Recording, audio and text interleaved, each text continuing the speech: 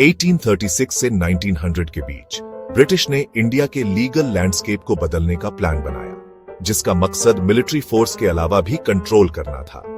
उन्होंने इंडिया के अलग अलग कस्टम बेस्ड सिस्टम्स को वेस्टर्न प्रिंसिपल्स पर बेस्ड एक यूनिफॉर्म लीगल कोड से बदल दिया, जिसमें ओनर्डर और एफिशिएंट रिसोर्स एक्सट्रैक्शन को प्रायोरिटी दी गई।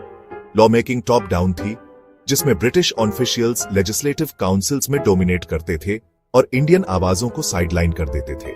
नए कोड्स ने सेंट्रलाइज्ड जस्टिस, एक प्रोफेशनल पुलिस फोर्स और नए टैक्सेज को इंट्रोड्यूस किया, जो कॉलोनियल अथॉरिटी को मजबूत करने के टूल्स थे। इन चेंजेस ने मॉडर्न इंडियन गवर्नेंस के लिए ग्राउंडवर्क तैयार किया, लेकिन हमेशा ब्रिटिश इंटरेस्ट्स को ही पहले सर्व किया। 1857 के रेबेलियन के बाद ब्रिटिश क्राउन ने इंडिया पर अपनी पकड़ मजबूत करने के लिए लीगल रिफॉर्म्स तेज कर दिए।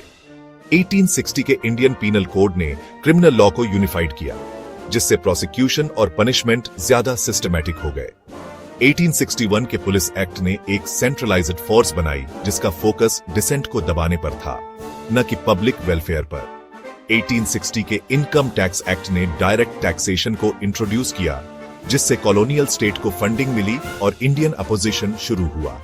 1872 के इंडियन एविडेंस एक्ट ने कोर्ट प्रोसीजर्स को स्टैंडर्डाइज किया, जिससे ब्रिटिश जजेस को बहुत ज्यादा पावर मिल गई। साथ मिलकर इन लॉज ने अथॉरिटी को सेंट्रलाइज किया और इंडियन जस्टिस सिस्टम को कॉलोनियल कंट्रोल के एक टूल में बदल दिया।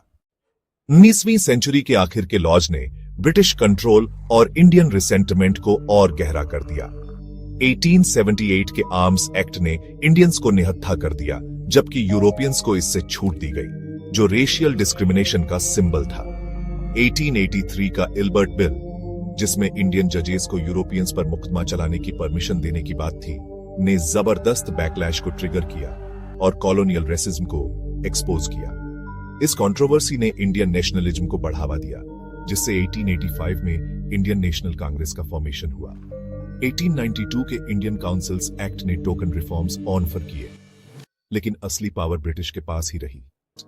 1836 से 1900 तक के ब्रिटिश लॉज ने इंडिया के लीगल और सोशल ऑर्डर को बदल दिया, जिससे कॉलोनियल हाथों में पावर सेंट्रलाइज हो गई।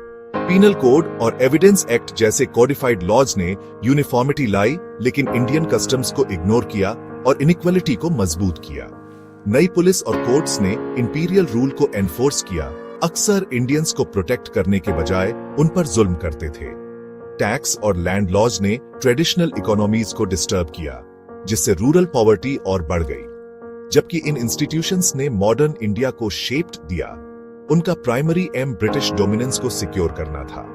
विडंबना यह है कि इस सिस्टम के इनजस्टिसेस ने नेशनलिस्ट मूवमेंट को जन्म दिया, जिसने आखिर में कॉलोनियल रूल को खत्म कर दिया।